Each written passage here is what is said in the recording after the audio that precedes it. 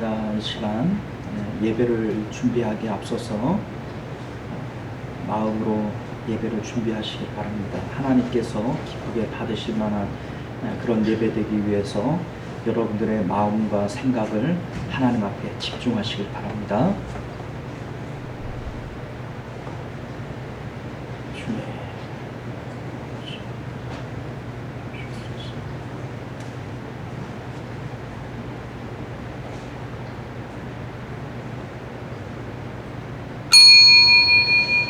네, 우리 지금으로부터 7월 25일, 7월 마지막 주 오전 예배 우리 하나님 앞에 드리도록 하겠습니다.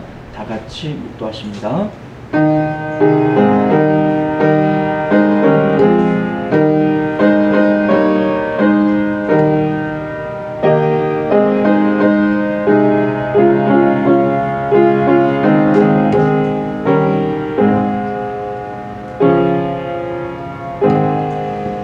할렐루야. 그의 성소에서 하나님을 찬양하며 그의 권능의 공창에서 그를 찬양할지어다. 호흡이 있는 자마다 여호와를 찬양할지어다. 할렐루야. 아멘.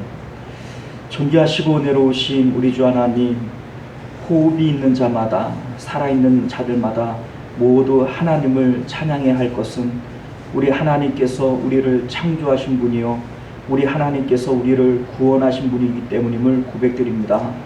하나님 앞에 창조받고 또 구원받은 우리들, 오늘도 마음과 또 정성을 모아 하나님을 찬양하기를 원하오니 주님, 우리의 마음 가운데 성령을 부으시고 새 노래로 하나님을 찬양하며 새 기쁨으로 주님을 노래할 수 있도록 은혜도 하여 주옵소서. 모든 예배의 시종을 우리 하나님 앞에 맡겨드리오며 거룩하신 우리 주 예수님 이름으로 간절히 기도드리옵나이다. 아멘. 네, 우리 다 같이 찬송가 4장 함께 찬양합니다.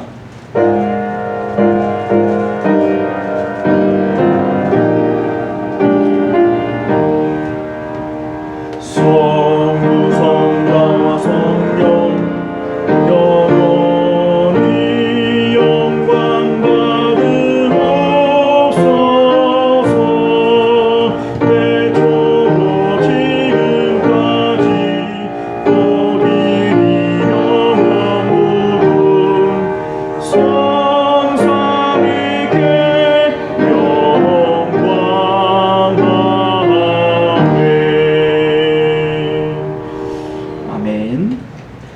시간은 우리 한 주간의 삶을 되돌아보면서 하나님 앞에 예배하기에 합당치 못한 우리의 언행심사가 생각나거든 먼저 하나님 앞에 참회의 기도로 정결한 마음 갖기를 원합니다. 마음이 정결한 자 하나님을 볼 것이라 말씀하셨사오니 우리 하나님, 오늘도 우리 가운데 청결한 마음 더하여 주옵소서. 우리 이러한 마음으로 참회의 기도 드립니다. 기도하겠습니다.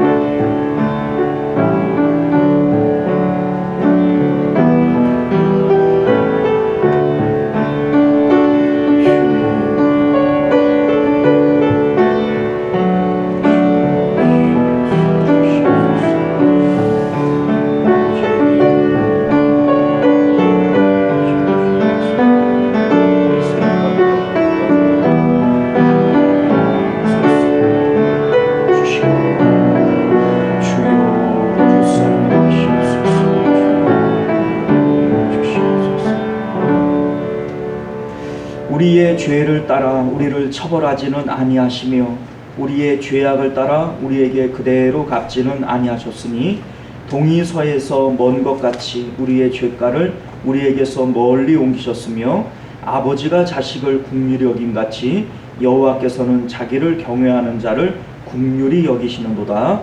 아멘. 자, 우리 다 같이 교독문 24번 시편 46편 말씀 함께 교독하여 읽도록 하겠습니다. 하나님이여 우리의 피난처시 하나님은 우리의 피난처시요 힘이시니 그러므로 땅이 변하든지 산이 흔들려 바다 가운데 빠지든지 바닷물이 솟아나고 뛰놀든지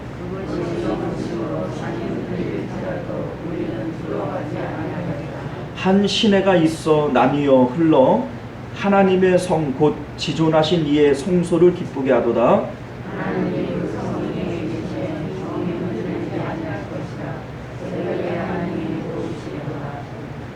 그가 땅끝까지 전쟁을 쉬게 하시며 이르시기를 너희는 가만히 있어 내가 하나님 됨을 알지어다.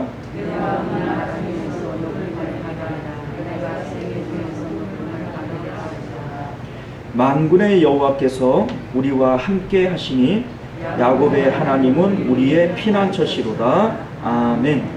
네, 우리 사도신경으로 우리의 신앙을 하나님 앞에 고백합니다.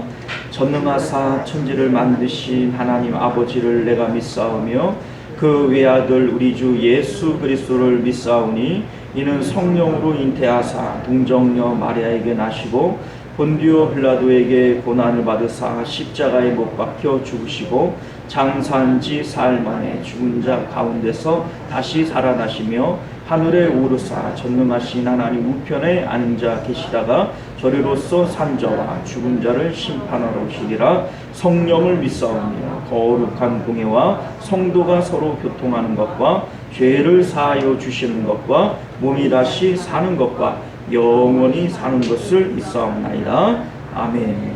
우리 찬송가 459장입니다.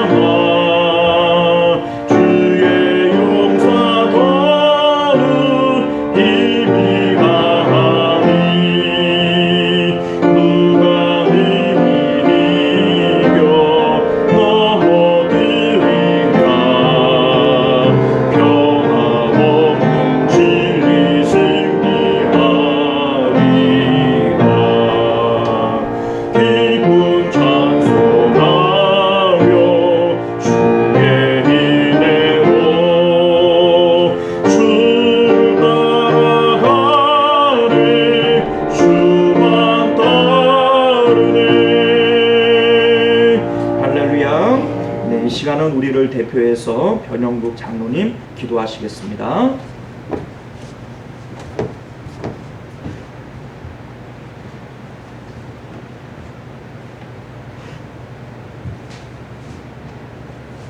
이 세상을 창조하시고 만왕의 왕으로 다스리시는 하나님 아버지, 죄인인 저희들을 사랑하셔서 복 주시려고 구속하사 하나님 아버지의 뜻조차도 헤아리지 못하는 기먹으리요 소경인 저희들에게 구주가 되어주시고 구원자가 되어주신 하나님 아버지 참으로 감사드립니다. 여호와 하나님이 심판하시면 거기에서 피할 자가 누가 있겠습니까? 주님, 우리는 죄인입니다. 주님 앞에 설 때마다 우리가 살아온 날들과 지나온 일들을 생각하면 우리의 부끄러운 모습들을 주님 앞에 숨길 수가 없습니다. 거룩하신 보혈의 공로로 저희 죄를 깨끗이 씻어주시고 용서해 주시고 다시는 기억지 아니하신다 약속하심을 이루시고 의인 삼아 주셨으니 감사합니다. 베푸시는 주님의 사랑을 마음껏 누리기를 원합니다. 주님이 주시는 참된 평화와 평안을 소유한 자로 살기를 원합니다. 주님이 우리 민족을 지켜 주시고 북에 있는 우리 형제들 주님 인도하여 모세가 애굽에서 인도하듯 자유와 평화가 깃들고 행복이 넘치는 하나님 나라로 인도하여 주시옵소서. 주님, 이곳에 모여 주님을 찬양하며 주님께 영광 돌리기에 충만하게 하여 주심을 감사합니다. 지난 날들을 돌이켜 생각하며 하나님께 감사와 찬양이 넘치나이다. 영광 돌리기에 부족함이 없도록 인도하옵소서. 예배의 순서를 통하여 주님 만나는 시간이 되게 하시고 말씀을 전하시는 우리 목사님 은혜를 베풀어 주시옵소서. 목사님 가정 위에 크신 축복 임하시기를 원합니다. 성도님들 교회를 바르게 섬기기에 부족함이 없도록 주님 힘주시고 가정 위에 큰 축복 내려 주시기를 원합니다.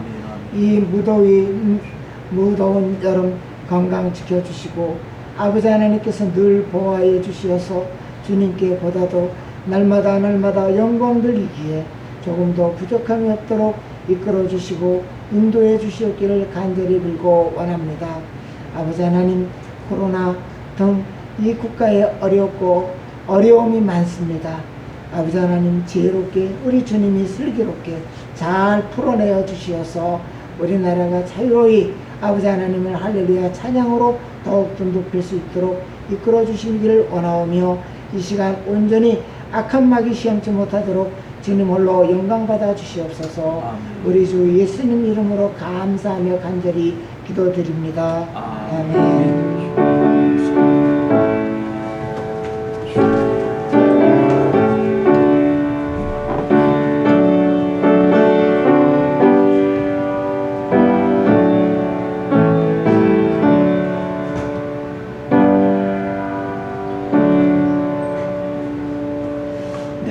감사합니다. 오늘 우리에게 주시는 하나님 말씀 우리 함께 봅니다. 마태복음 21장 28절로 32절까지 말씀입니다. 마태복음 21장 28절로 32절까지의 말씀입니다. 자, 우리 찾으신 줄 믿고 우리 한 절씩 교독하여 읽겠습니다. 그러나 너희 생각에는 어떠하냐? 어떤 사람에게 두 아들이 있는데 맏아들에게 가서 이르되 예 오늘 포도원에 가서 일하라 하니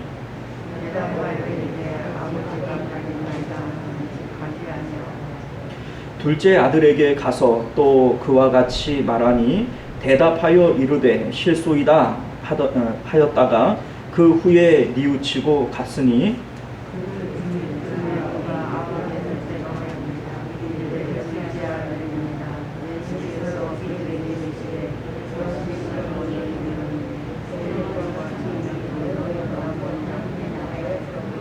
자, 우리 함께 했습니다.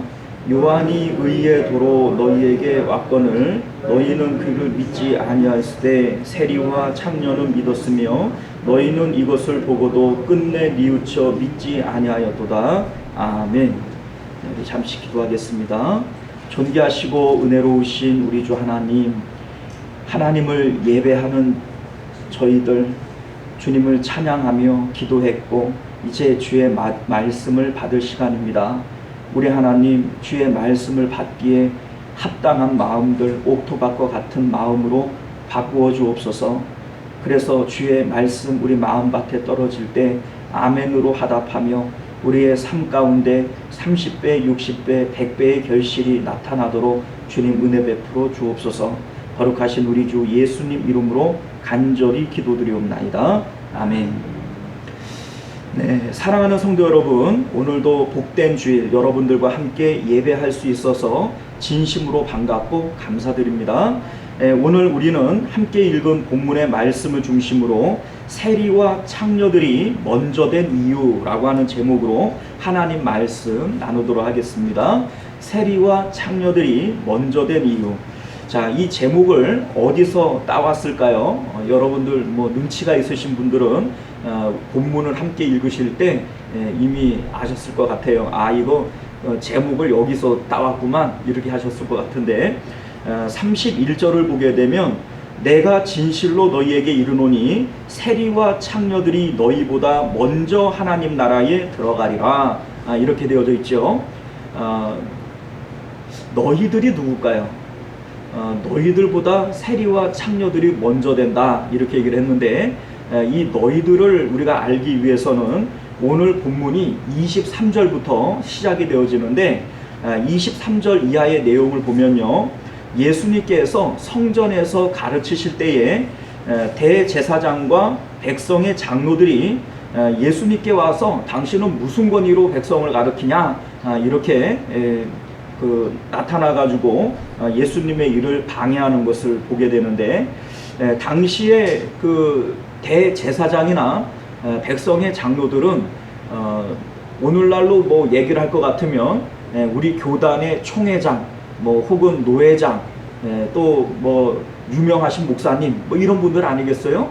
자, 그런데 예수님께서 하시는 말씀이 너희들보다 세리와 창녀들, 소위 공공연하게 죄인이다, 너 죄인이야 라고 얘기할 수 있는 그러한 사람들이 너희들보다 먼저 천국 들어갈 거다, 천국에 너희들보다 더 가까운 사람들이다, 이렇게 말씀하셨다라는 겁니다.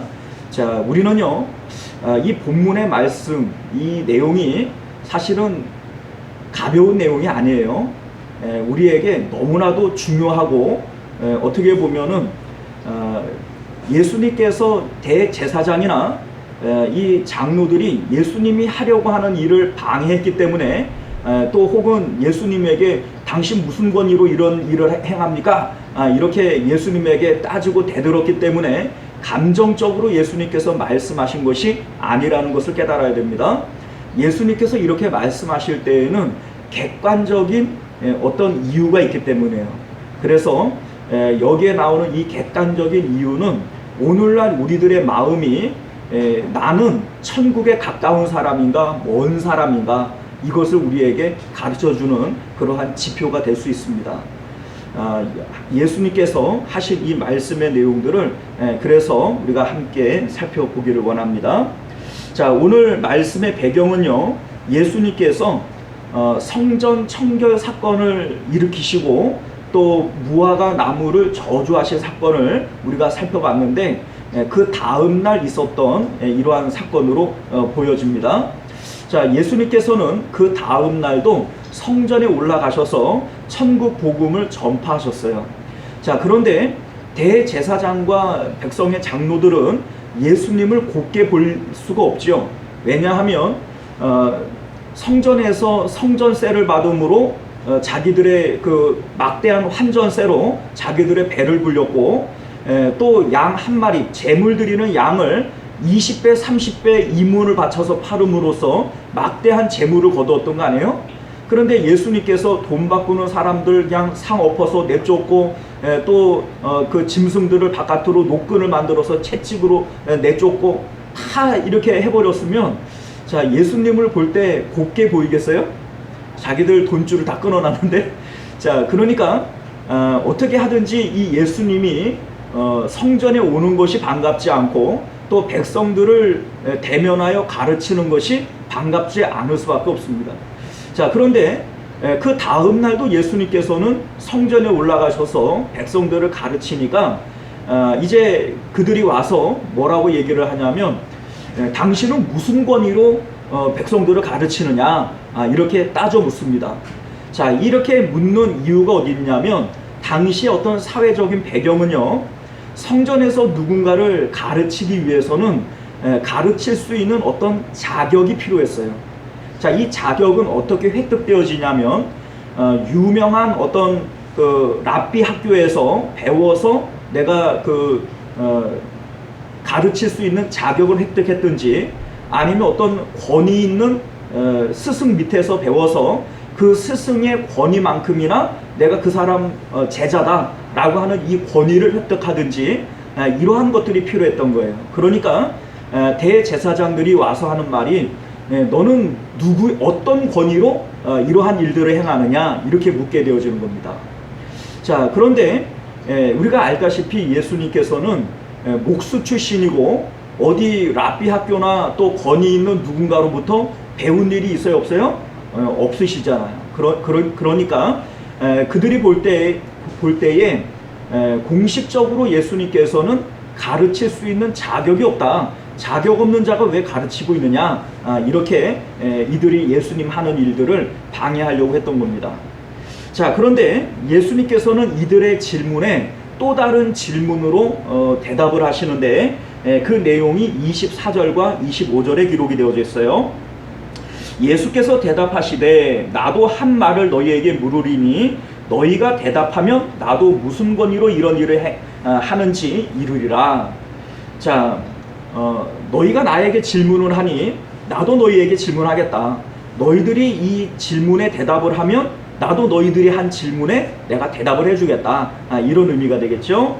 자, 25절을 보면 요한의 세례가 어디로 왔느냐? 하늘로부터냐? 사람으로부터냐? 자, 그러니까 예수님께서 이렇게 질문하는 이유가 어디 있냐면 세례 요한도 예수님과 같은 입장이에요. 세례 요한도 어떤 랍비 학교를 졸업한 것도 아니고 누구에게 배워서 가르치는 것도 아니에요.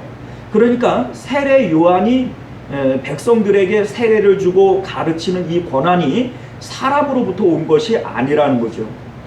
자, 그래서 세례 요한의 그 권위는 하늘로부터 온 거냐 사람으로부터 온 거냐 이렇게 물어보시는 겁니다. 자, 그런데 당시에 이 세례 요한은요 이미 죽은 사람이지만 백성들에게 엘리야로 추앙을 받던 이러한 인물이었기 때문에 25절 하반절과 26절 내용을 보면 백성의 이 장로들과 대제사장들이 예수님의 이 질문에 아주 난감해하는 모습을 우리가 보게 돼요. 그들이 서로 의논하여 이르되 만일 하늘로부터라 하면 어찌하여 그를 믿지 아니하였느냐 할 것이요 만일 사람으로부터라 하면 모든 사람이 요한을 선지자로 여기니 백성들을 무서워하였다 이렇게 되어져 있습니다. 자, 그러니 이들이 어떤 태도를 취하겠어요? 자, 27절을 보면 예수께 대답하여 이르되 우리가 알지 못하노라 이렇게 회피해 버리는 것이죠. 자, 그러니 예수님께서 처음부터 너희가 내 질문에 대답을 하면 나도 대답을 하겠다 이렇게 얘기를 했는데 이들이 예수님의 질문에 대답을 못했죠. 그러니 예수님께서도 대답할 필요가 있어요, 없어요? 없게 되어지는 거예요. 자, 그런데 그래서 예수님께서는 나도 너희에게 대답하지 않겠다 이렇게 말씀하신 이후에 오늘 우리가 함께 읽었던 이 비유의 말씀을 주시는 거예요. 자, 이 비유의 내용은 뭐 어렵지 않습니다. 아주 간단한 내용이에요. 포도원 주인인 아버지가 있는데 이 아버지에게 두 아들이 있었대요.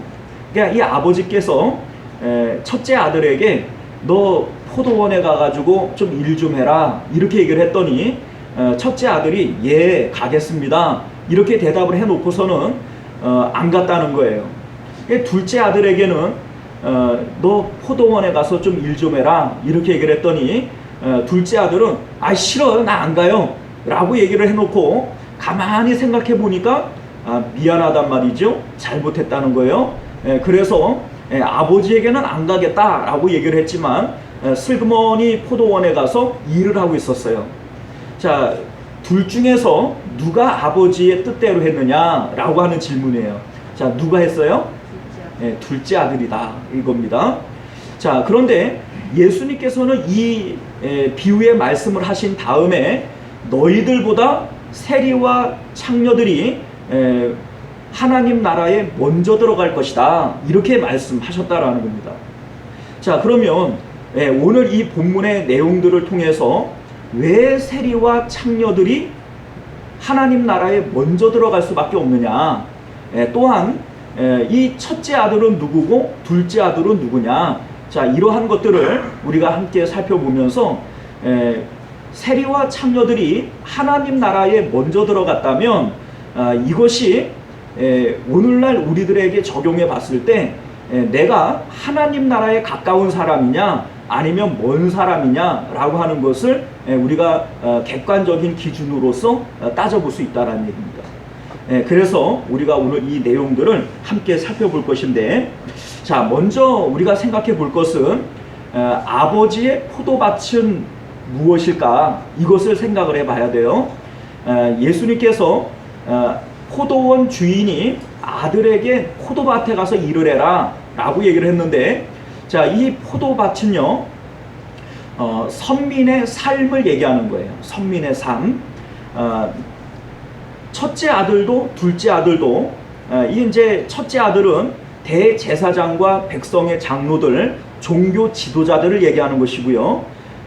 둘째 아들은 세리와 창녀들을 얘기하는 겁니다. 자, 그런데 이들 모두에게 하나님께서 할 일을 주셨다는 거예요. 자, 이 선민들에게 주신 일들이 뭘까? 자, 이것은 선민의 삶 속에서 하나님께서 원하시는 것이 있다라는 거예요. 자, 그러니까 하나님께서 원하시는 그것이 포도밭에서 일을 하는 것이니, 그러니 포도밭은 우리 성도들의 삶을 얘기하는 것이다, 이 얘기가 되는 거죠. 자, 그러면 하나님께서 원하시는 성도의 삶 속에 일이라고 하는 건 뭘까? 자, 우리는 하나님의 일을 한다 이렇게 얘기를 하면 우리 목사님이나 우리 장로님들처럼 교회의 어떤 일들을 열심히 하는 것, 신방도 다니고 설교도 하고 예배 인도도 하고 이런 것을 하나님의 일이라고 생각하는구나. 혹은 우리 그 권사님들처럼 식당에서 봉사하고 교사로 봉사하고 이러한 것을 하나님의 일이라고 하겠지. 아닙니다, 여러분들. 성경에는 그런 일들을 하나님의 일이라고 한 적이 한 번도 없어요. 그 당시에는 그런 일들도 없었고요. 자, 그러면 하나님께서 우리 선민들에게 원하시는 딱 한 가지 그 일이라고 하는 것이 뭘까? 자, 여러분들, 예수님께서 말씀하신 모든 율법과 선지자들의 강령이 뭡니까? 모든 율법과 선지자들이 한 모든 말의 핵심이 있어요. 이게 뭐냐면 신명기 6장 5절 말씀이에요. 너는 마음을 다하고 뜻을 다하고 힘을 다하여 내 하나님 여호와를 사랑하라. 이것이 하나님께서 선민들에게 원하시는 일이에요, 일. 우리가 할 일은 유일하게 이거 하나입니다. 마음을 다하고 뜻을 다하고 힘을 다하여 여호와 하나님을 사랑하는 거, 이게 선민들에게 맡겨진 일이라고 하는 겁니다. 자, 그런데 이 일은요 오직 선민들에게만 주어진 일이에요. 세상 모든 사람들이 하나님이 창조한 존재들이지만 하나님께서는 세상 사람들에게 너희들 마음 다하고 성품 다하고 뜻을 다해서 나 여호와 하나님을 사랑하라 이렇게 말씀 안 하세요. 왜냐하면 그들은 하나님을 알지도 않고 하나님을 인정치도 않아요. 그러니까 그들이 하나님에게 마음을 줄 일이 있겠어요?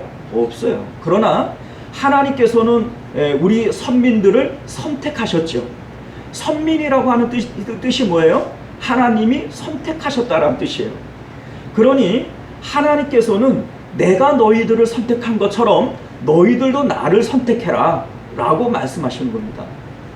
자, 내가 기쁨과 만족의 대상으로 삼는 그것들이 세상 사람들은 하나님께 있겠어요? 세상에 있겠어요? 세상에 있겠죠.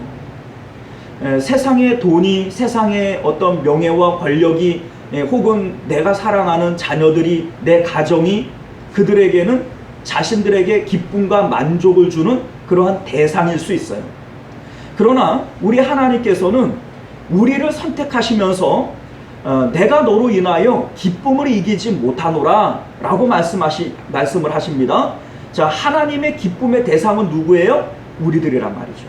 선민들이에요. 그러니까 하나님께서 우리를 선택하시고 내가 너를 기쁨과 만족의 대상으로 여기노라 라고 말씀하시는 것처럼 선택받은 우리들도 세상 가운데 나의 기쁨과 만족이 있는 것이 아니라 오직 하나님께 내 기쁨과 만족이 있습니다 라고 선택하고 그렇게 하나님을 마음을 다하고 성품을 다하고 힘을 다하여 사랑하라는 거예요. 이것이 우리 하나님께서 우리들에게 주시는 유일한 사명이 되어지는 겁니다. 자, 믿음의 조상 아브라함을 통해서 이 말씀이 맞는지 다른지를 우리가 한번 점검해 볼 필요가 있어요. 자, 아브라함을 우리는 믿음의 조상이라고 얘기를 해요. 그런데 우리가 여러 번 말씀을 드렸습니다만 아브라함 이전에도 믿음을 가졌던 선진들이 있어요, 없어요? 있죠. 아벨이라고 하는 믿음의 선진이 있었고, 또 죽음을 맛보지 않고 하늘로 올라간 에녹과 같은 믿음의 선진들도 있었고, 당대의 의인이라고 칭함을 받았던 노아와 같은 그러한 그 믿음의 선배들도 있었습니다. 자, 그런데 왜 아브라함을 믿음의 조상 이렇게 부르는 걸까요? 자, 이 조상이라고 하는 그 칭호는 믿음의 선조, 믿음의 시조 뭐 이런 의미 아니겠어요? 자, 그러면 왜 아브라함을 믿음의 조상이라고 얘기를 하냐면 아브라함을 통해서 믿음이 무엇인지를 우리에게 표본적으로 보여줄 수 있기 때문에 그런 거예요. 그런데 이 아브라함의 믿음이라고 하는 게 뭐예요? 아브라함은요, 자신의 본토 친척 아버지 집보다 하나님을 선택했어요. 자기의 사랑하고 아름다운 아내보다 하나님을 선택했죠. 심지어는 100세에 얻은 사랑하는 아들보다도 누구를 선택했어요? 하나님을 선택했어요.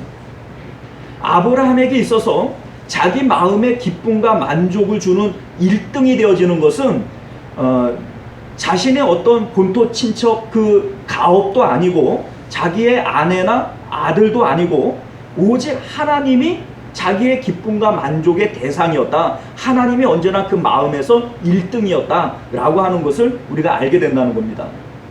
이게 바로 믿음이라는 거예요. 예수님께서도 내 부모나 자식이나 전토나 그 어떤 것도 심지어 우리의 목숨까지라도 예수님보다 앞서는 자들은 내게 합당하지 않다. 자, 이 합당하지 않다라고 하는 게 무슨 뜻이에요? 믿음이 아니란 얘기예요. 그건 믿음 아니란 얘기입니다. 자, 그래서 믿음의 조상 아브라함을 통해서 우리 하나님께서 우리에게 주신 일이 뭘까? 이겁니다. 이 세상 가운데 어떤 것들도 네 마음 가운데 기쁨과 만족의 대상으로 삼을 것이 있어서는 안 된다. 너는 오직 나만을 선택하고 내가 네 마음 가운데 1등이 되게 하라. 이것이 바로 하나님께서 우리 선민들에게 주시는 유일한 사명인 것을 믿으시길 바랍니다. 자, 우리가 잘 알다시피 우리를 향하신 하나님의 뜻이 뭐예요?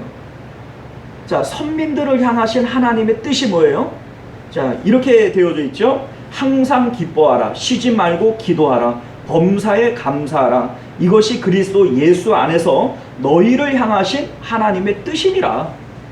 자, 하나님의 뜻은 우리가 항상 기뻐하고 또 감사하고 기도로 하나님과 교제하고 하나님과 연합하고 이것이 하나님의 뜻이라는 거예요.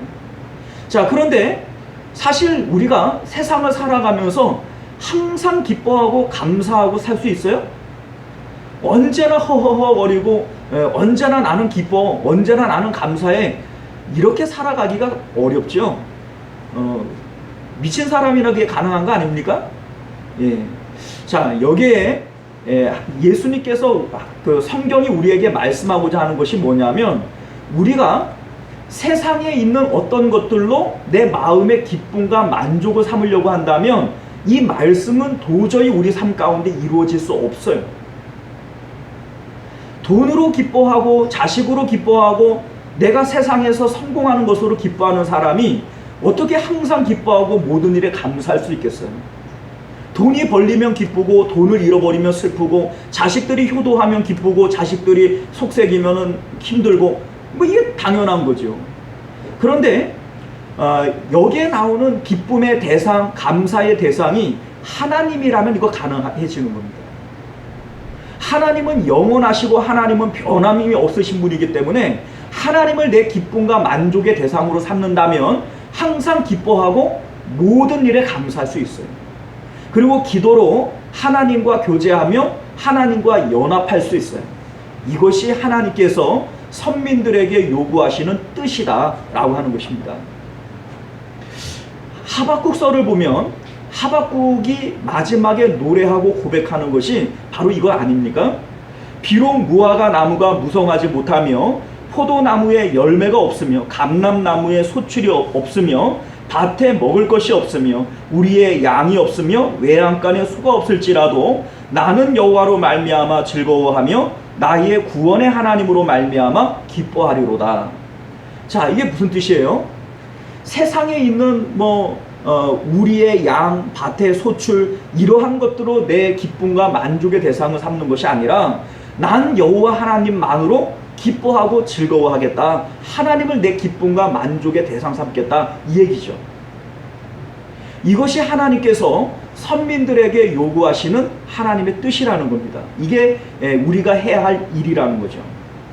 자, 그런데 대제사장과 백성의 장로들에게 세리들과 창녀들이 먼저 하나님 나라에 가깝다라고 말씀하시는 이유가 뭘까요? 자, 표면적으로 대제사장과 백성의 장로들은 첫째 아들이 얘기했던 것처럼 예 가겠습니다. 내 삶 속에 하나님만을 기쁨과 만족 삼겠습니다 라고 대답한 사람들과 같은 거예요. 대제사장과 백성의 장로들, 소위 오늘날 교회의 목사님들, 장로님들, 총회장, 노회장 이러한 사람들은 사람들이 볼 때 표면적 삶 자체가 뭐예요? 나는 하나님만을 내 마음의 기쁨과 만족 삼고 살겠습니다 라고 공표한 사람들 아닙니까? 그런데 우리가 알다시피 좀 전에 성전 청결 사건을 우리가 함께 다루었을 때 대제사장들, 이 백성의 그 장로들은 하나님으로 기쁨 삼고 살았어요? 세상의 재물을 마음에 기쁨 삼고 살았어요?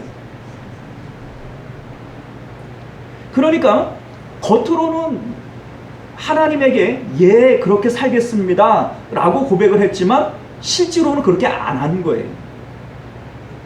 그러나 둘째 아들로 불려지는 세리와 창녀들은 어떠합니까?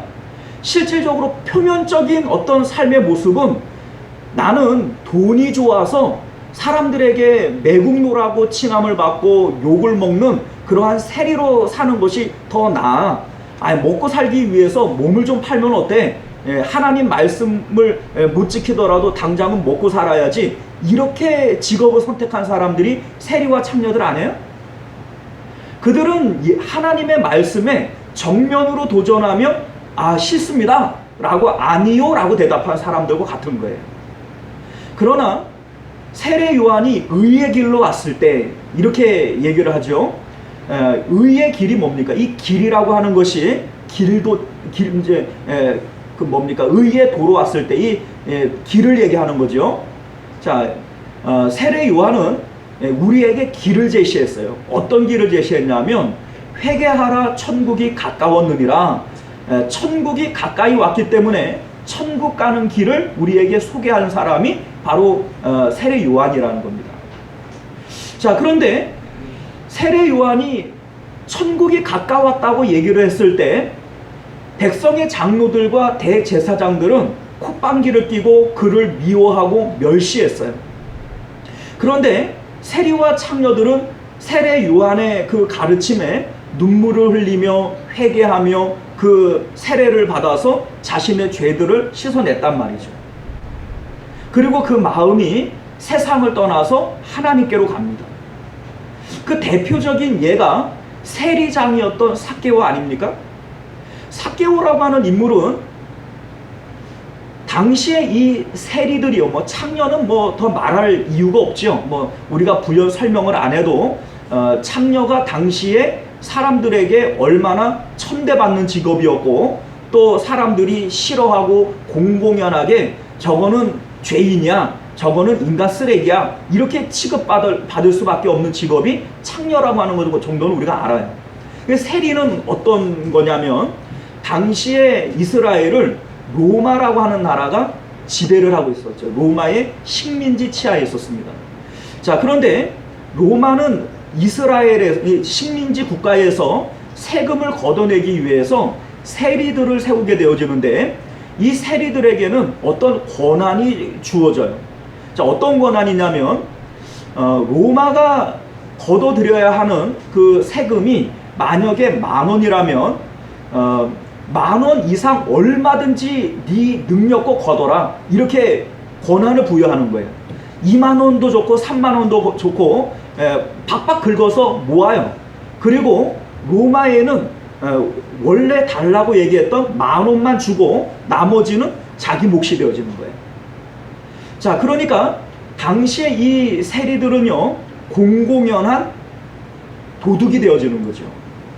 갈취하는 자들, 또 로마의 앞잡이들, 매국노들 이렇게 취급받았던 것이 바로 이 세리들이라는 겁니다. 자, 그러니까 이 세리가 되어진다. 내가 이스라엘 사람으로서 세리가 되어져서 민족의 고열을 짜고 사람들의 돈을 받아다가 로마에 넘겨준다. 자, 이스라엘 사람으로서 이거 하고 싶겠어요? 이거 여러분들이 같으면 일제 치하에서 일제의 앞잡이가 되어서 세금 걷어다가 일제 정부에다가 바치는 이러한 일들을 대한민국 국민으로서 이거 하고 싶겠습니까? 하기 싫지요. 목구멍이 포도청이라 먹고 살 길이 없으니까 할지는 몰라도 이거 하고 싶지 않을 것 같아요. 자, 그런데 그러한 직업을 선택해요. 자, 이 표면적으로 보면 선민으로서의 삶을 포기하고 그리고 나는 당장 먹고 사는 일이 중요하니까 이 직업으로라도 나는 배를 불리며 살 거야 라고 선택한 것과 같죠. 삭개오가 바로 그런 인물이에요. 그럼에도 불구하고 이 삭개오의 마음 가운데에는 하나님을 향한 그리움과 하나님을 향한 어떤 동경이 있어요, 없어요? 있죠. 그래서 뽕나무 위에 올라가서 예수님을 바라보며 예수님이 자기 집으로 찾아오니까 기뻐하며 누가 시키지도 않았는데 내가 재산의 절반을 가난한 사람들에게 나누어 주고 또 내가 남의 것을 빼앗은 것이 있다면 4배로 갚겠습니다. 이러한 얘기들을 자기 입으로 하는 거 아니겠어요?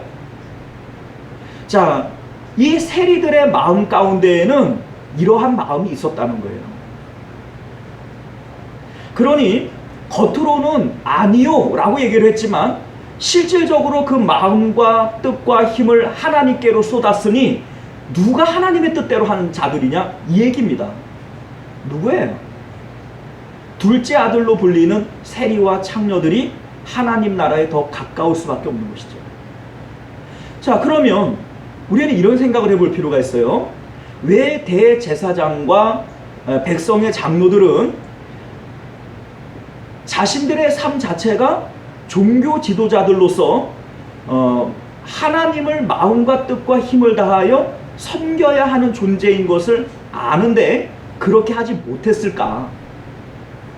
자, 그 이유는요, 하나님께 자기의 기쁨과 만족이 있는 것이 아니라 세상에 자기들의 기쁨과 만족이 있었기 때문에 그래요. 세례 요한이 회개하라 천국이 가까웠느니라 라고 얘기를 하면서 가까이 온 천국으로 인해서 세상은 이미 끝장이 났어 라고 얘기를 할 때, 자, 이것을 누가 기뻐하겠습니까? 생각을 해보세요. 세상 가운데 이 대제사장과 백성의 장로들은요, 세상 가운데에서 존경받는 인물이었고 또 돈을 많이 버는 그러한 직업이었고 사람들로부터 존경을 받고 인정을 받는 그러한 직업을 가진 사람들이에요. 자, 이 사람들은 이 세상에서 사는 것이 좋고 이 세상에서 이미 즐겁게 살고 있는데 이들에게 회개하라, 천국이 가까이 와서 이 세상은 끝났다 라고 얘기를 할 때 이들이 그것을 아멘으로 받겠어요? 부정하고 싶겠어요? 부정하고 싶지요. 아니 이 세상이 얼마나 살기가 좋은데 여기를 떠나서 하나님 나라로 가, 하나님 나라가 어떤 곳인지 나는 모르는데, 이런 마음이 그들 가운데 드는 거예요. 반면에 세리와 창녀들은 어때요? 사람들로부터 손가락질을 받아요. 당장 먹고 사는 것이 포도청이라 다른 사람들이 매국노라고 칭하고 죄인이라고 얘기를 하는 세리를 직업으로 선택하고 창녀를 직업으로 선택했지만 그들 마음 가운데에는 언제나 답답함이 있는 거예요. 채워지지 않는 마음들이 있는 거예요. 나도 사람들로부터 사랑받고 싶고 인정받고 싶고, 그러나 이미 이 세상 가운데에서 그들에게는 소망이 끊어진 거죠. 자, 이들은 세상에 오래오래 살고 싶을까요? 하나님 나라가 오면 그곳으로 얼른 들어가 버리고 싶을까요? 세리와 창녀들은 세례 요한이 회개하라 천국에 가까웠느니라 라고 얘기를 했을 때 그 말씀은 나를 위한 말씀이라고 받아들였을 거예요. 대제사장과 장로들은 그 말을 부정하고 싶었을 것이고, 세리와 창녀들은 이 세상에서 언제나 꼴찌 하는 사람들이었기 때문에 자기들에게 천국이라고 하는 것이 새로운 기회가 되는 땅이라고 생각을 했을 것입니다. 바로 이거예요. 자, 누가 천국에 더 가까운 사람일까? 자, 오늘날 우리들의 기쁨과 만족은 어디에 있습니까? 예수님께서요, 너희 보물을 땅에다가 쌓지 말고 어디다 쌓으라고 얘기해요? 하늘에 쌓으래요. 이 보물이라고 하는 것이 뭐냐면 내 마음이 있는 것을 얘기하는 겁니다. 예를 들어서 여러분들 요새 금한돈에 한 30만 원씩 하지요. 금송아지가 하나 있다고 칩시다. 이만한 금송아지면 한 얼마나 할까요? 시가를 한 몇 억 하겠죠, 그죠? 자, 그런데 이 금송아지가 여러분들 집안 농안에 있다고 칩시다. 그러면 안지나 서나 내 마음은 어디가 있겠어요? 에? 금송아지에게 가 있겠죠. 야, 그거 누가 훔쳐가는 거 아니야? 누가 놀러 왔다가 그 열어보고 그 금송아지 보면 낼름 가지고 튀는 거 아니야? 자, 이런 마음을 갖고 있을 테니까 언제나 내 마음은 어디가 있겠어요? 거기가 있겠죠. 보물을 땅에 쌓지 말고 하늘에 쌓으라고 하시는 이 말씀은 우리의 기쁨과 만족을 주는 그 대상을 세상에 두지 말고 하나님 나라에 두어야 된다, 이런 뜻이에요. 자, 여러분들의 마음의 기쁨과 만족을 주는 그 대상이 어디 있습니까? 세상에 있어요? 하나님께 있어요. 여러분들의 마음 가운데 기쁨과 만족을 주는 그 대상이 세상의 재물에 있고, 내가 열심히 모은 부동산에 있고, 적금을 부은 그 적금 통장에 있고, 여러분들에게 효도하는 그 자식에게 있고, 내가 지금까지 쌓아놓은 어떤 명성과 명예에 있고, 그렇다면 여러분들은요, 천국에 가까운 존재들이 아니에요. 천국으로부터 멀리 있는 자들입니다. 여러분들의 마음의 기쁨과 만족을 주는 그 대상들이 하나님께 있어야 돼요. 그게 천국에 가까운 자들이에요. 주님 언제 오시렵니까? 주님 오시는 날들을 늘 기다리는 사람은, 세상에 소망이 있는 자들은 예수님 오는 거 반갑지 않아요. 예수님 오시려면 오세요. 그러나 지금은 말고요, 나중에 오세요. 천국으로부터 먼 자들입니다. 가까운 자들이 아닙니다.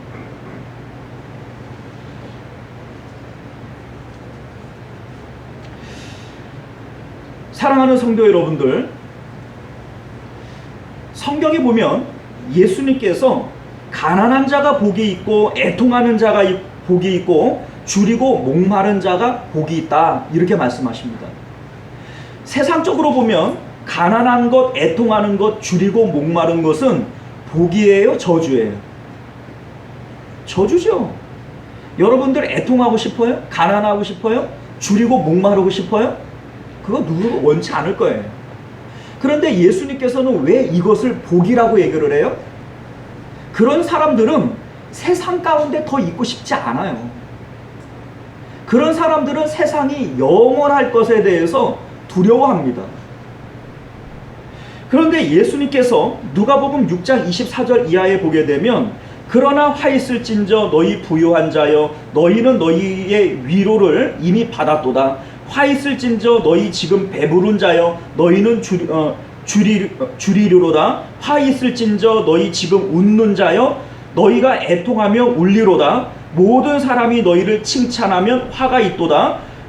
그들의 조상들이 거짓 선지자들에게 이와 같이 하였느니라. 자, 이게 무슨 얘기예요? 지금 복의 개념을 바꾸고 있죠. 부유하고 배부르고 웃는 자들, 칭찬받는 자들이 화가 있다는 겁니다. 자, 이러한 것들은 우리가 세상에서 복이라고 얘기하는 거 아니에요?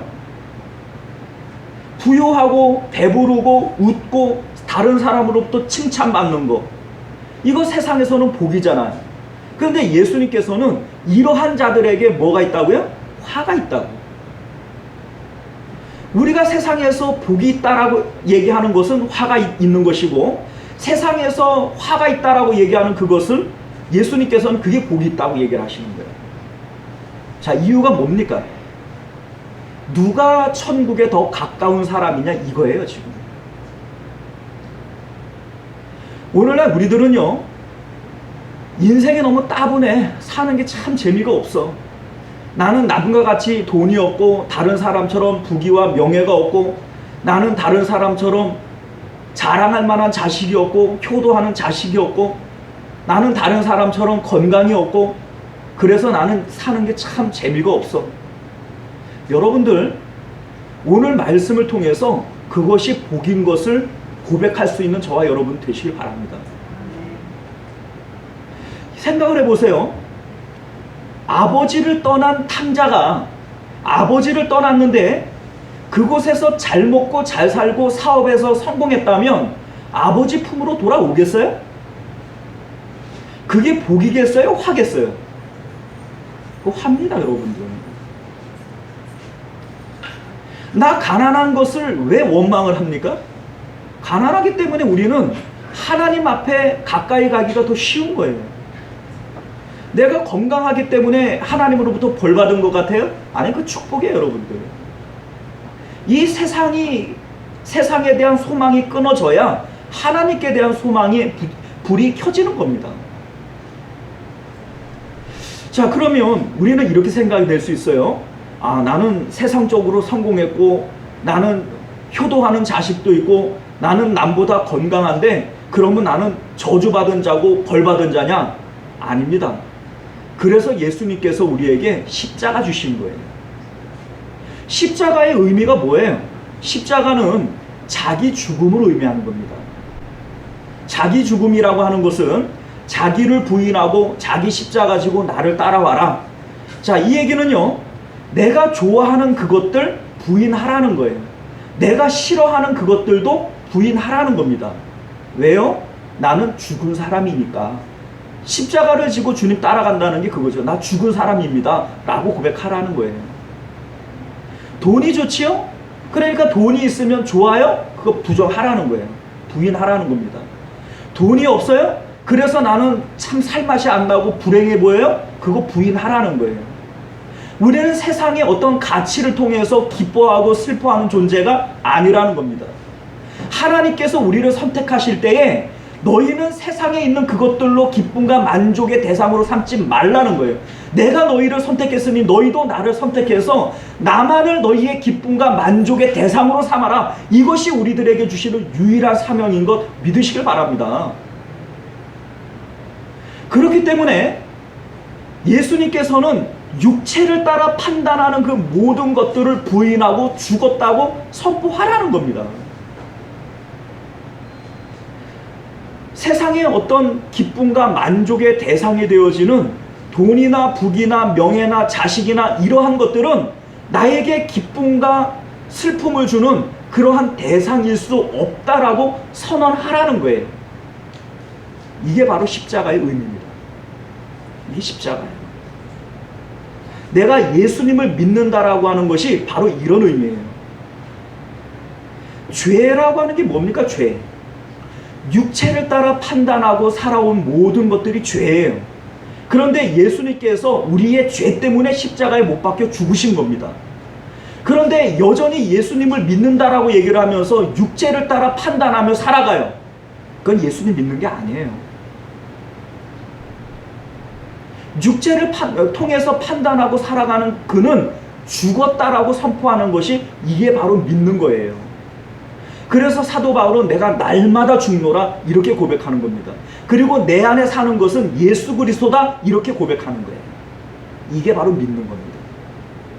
이러한 사람들이 천국에 가까운 거예요. 사랑하는 성도 여러분들, 우리가 예수님 믿는 것은 천국 가기 위해서 믿는 거죠. 그런데 이 믿음이라고 하는 것을 오해해서 예수님을 믿고는 있는데 오히려 천국으로부터 점점 더 멀어지는 삶을 살아가는 사람들이 있어요. 그 마음을 여전히 세상 가운데 두고 하나님을 향해서 기도할 때마다 하나님 자식 잘 되게 해주세요. 사업 성공하게 해주세요. 몸 건강하게 해주세요. 그거요, 여러분들, 천국에 가까워지는 게 아니라 점점 더 멀어집니다. 우리가 오늘 말씀을 통해서 우리의 영적인 상태를 점검해 보시길 바랍니다. 나는 천국에 가까운 사람인가? 먼 사람인가?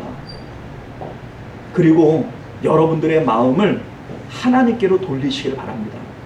그래서 천국이 날로 날로 더 가깝게 보이도다 이렇게 고백하실 수 있는 저와 여러분들 되시기를 주님 이름으로 축원드립니다. 기도하겠습니다. 존귀하시고 은혜로우신 우리 주 하나님, 오늘날 우리들은 어떤 가치관을 따라서 판단하고 살아갑니까? 사람이 떡으로만 사는 것 아닌데 오직 하나님의 입에서 나오는 말씀으로 사는 것인데, 우리의 판단과 생각의 기준은 하나님의 말씀이 되어져서 내가 잘 살고 있는지, 내가 행복하게 살고 있는지, 이것의 기준은 하나님의 말씀이어야 하는데 여전히 육체가 기준이 되어져서 세상의 것들로 내가 행복할까 불행할까 그렇게 따지고 살아가는 오늘날 우리가 천국에 더 먼 자들임을 깨달아 아는 저희들 되기를 원합니다. 세리와 창녀들이 하나님 나라에 먼저 들어갈 것이라. 우리 하나님, 우리의 마음이 표면적으로는 하나님의 자녀요 선민이요 하나님을 기쁨과 만족 삼고 살아가는 그러한 하나님의 자녀라 그렇게 우리는 불려집니다만, 대제사장과 장로들처럼 우리의 마음은 하나님으로부터 멀리 있지는 않습니까? 우리 하나님 뉘우치게 하시고 돌이키게 하시고, 그리고 이제 주님 바라보는 저희들 되게 하여 주시옵소서. 거룩하신 우리 주 예수님 이름으로 간절히 기도드리옵나이다. 아멘. 자, 우리 찬송가 211장 1절 찬양 드리시면서 드려진 예물 하나님 앞에 봉헌하도록 하겠습니다.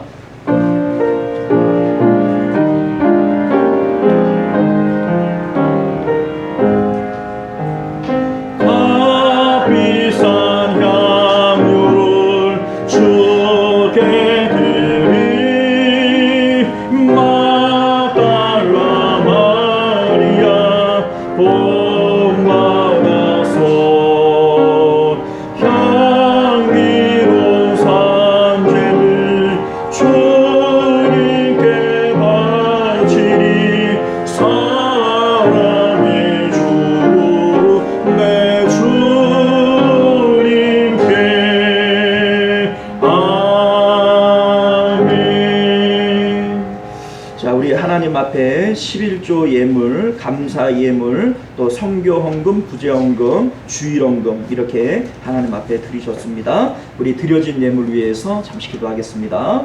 존귀하시고 은혜로우신 우리 주 하나님 감사합니다. 우리를 사랑하시고 또 주님 자녀로 택하시고 또 우리에게 천국의 소망을 허락하여 주셨기에 이 땅 가운데 살아가면서도 우리는 늘 기쁨 가운데 살아갑니다. 우리에게 주신 것들 다 내 것이라 고집하지 아니하고 하나님의 것 하나님 앞에 우리가 도로 드립니다 라고 하는 고백으로 하나님 앞에 11조 예물, 선교 예물, 구제 헌금, 주일 헌금 이렇게 각종 예물로 하나님 앞에 바쳤습니다. 우리 하나님 예물 드린 손길들 가운데 주님께서 그 믿음과 정성을 따라 복의 복을 더하여 주시기를 원합니다. 우리 하나님 주님 앞에 기쁜 마음으로 드리고 또 생활 가운데 줄이고 목말라서야 되겠습니까? 우리 하나님 주께서 하나님 앞에 즐겨 드리고 복을 받는지 안 받는지 보라, 시험하여 보라, 그렇게 말씀하신 것처럼 하나님 그 언약의 말씀을 우리에게 지켜주셔서 복을 붙는 것을 우리의 눈으로 보도록 축복하여 주시옵소서. 우리 하나님 오늘도 드릴 것 없어 이 마음 바칩니다 하는 이러한 손길들도 있을 줄 믿습니다.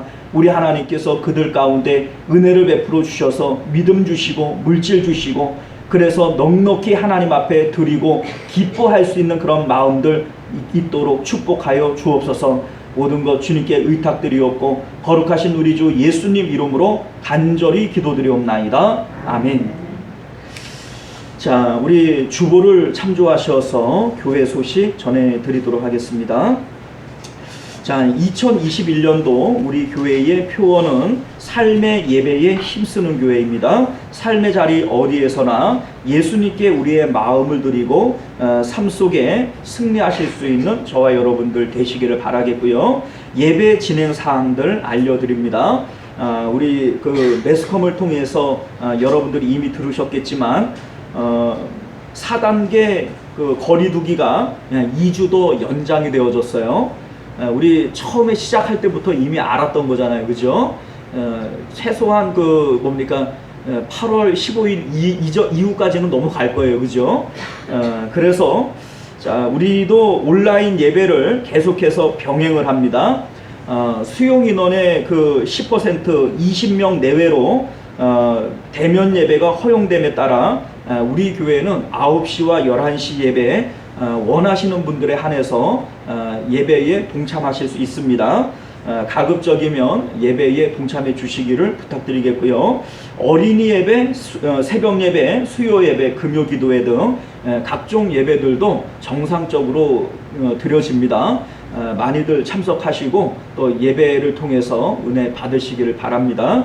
우리들 평상시에 이런 예배에 모이는 분들이 20명이 넘은 적이 없어요. 그래서 정상적으로 진행을 해도 전혀 무리가 없으리라 이렇게 생각이 되어지고요. 자, 코로나로 인해서 어려운 상황이지만 구역과 전도에 돌봐주시기를 부탁드립니다. 주일 기도 순서 주보에 나와 있는 대로 참조하시어서 잘 준비해 주시기를 바라겠고요. 이번 주 아니고 다음 주 지나서 제가 한 주일 동안 휴가를 다녀오려고 해요. 개인적으로 좀 해야 할 일들이 좀 있어서 제가 휴가를 조금 이렇게 잡아봤고요. 이번 주 지나서 다음 주니까 혹시라도 제가 그렇게 가면 안 되는 이유가 있으시면은 말씀해 주세요. 그러면 제가 날짜를 좀 옮겨 보도록 하겠습니다. 자, 합심기도 제목 여러분들 지부에 나와 있는 대로 참조하셔서 기도해 주시기를 바라겠고, 또 1년 1독 성경 통독 달성자들 명단 주부에 나와 있는 거 참조하시고요. 우리 한우들과 성도님들의 생업을 위해서 기도해 주시기를 부탁드립니다. 또 구체적인 기도의 요청들 저에게 말씀해 주시면 우리 함께 힘써 기도해 드리도록 그렇게 하겠습니다. 자, 우리 찬송가 복음성가로 준비를 좀 해봤어요. 주를 사랑하는가 우리 한번 찬양하고 축도로 예배를 마치도록 하겠습니다.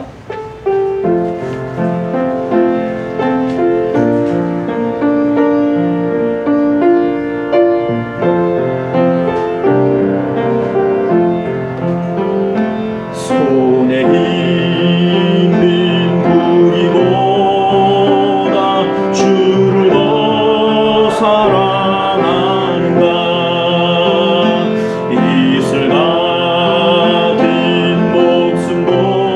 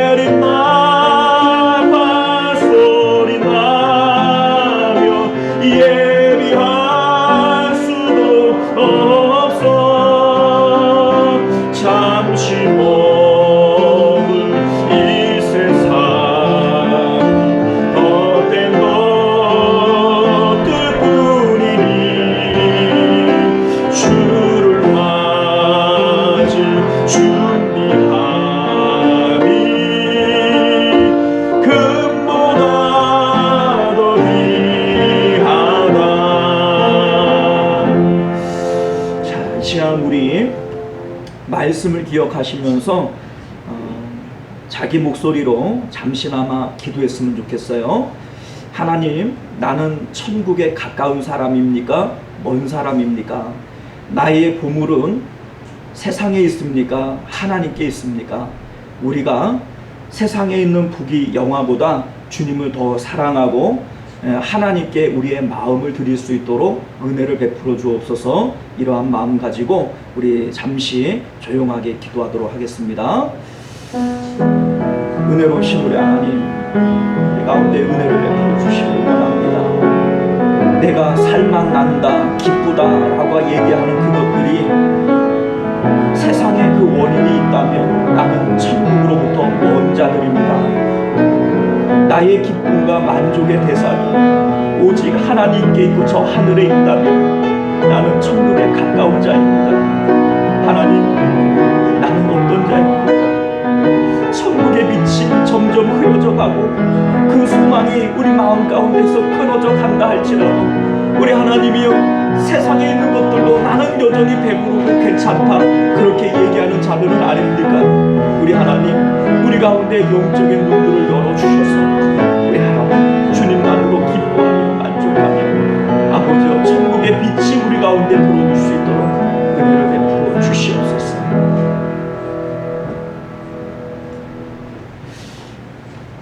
은혜로우신 우리 주 하나님, 라오디게아 교회는 자신들은 부유하다, 부족한 것이 없다 하였으나 예수님께서는 너희들은 헐벗은 자요, 눈먼 자요, 벌거벗은 자라고 주님 말씀하십니다. 오늘날 우리들이 세상의 육체를 따라 판단하며 나는 돈도 있고 건강도 있고 효도하는 자식도 있으니 나는 살만 난다 이렇게 얘기를 한다면 우리는 라오디게아 교회처럼 책망받는 자들이 될 것입니다. 내 마음은 하나님께 가깝습니까? 세상에 가깝습니까? 세리와 창녀들이 먼저 하나님 나라 들어간다 했는데 내가 천국 들어가겠습니까? 천국 들어갈 자가 맞습니까? 우리 하나님 말씀을 통하여 거울 삼아 우리들을 돌아볼 수 있게 하시고 돌이킬 수 있는 은혜가 있게 하여 주시옵소서. 지금은 우리 주 예수 그리스도의 은혜와 만극하신 하나님 아버지의 사랑하심과 내주하시고 교통하시는 성령 하나님의 인도 보호하심이 오늘도 말씀을 따라 우리의 마음이 세상에 있는 것이 아니라 하나님께 있어야 함을 고백하는 우리 모든 주님의 자녀들과 또 그들의 가정과 또 그들의 생업 가운데 또 시원송교회와 만국교회 가운데 지금으로부터 영원토록 함께 있을지어다. 아멘.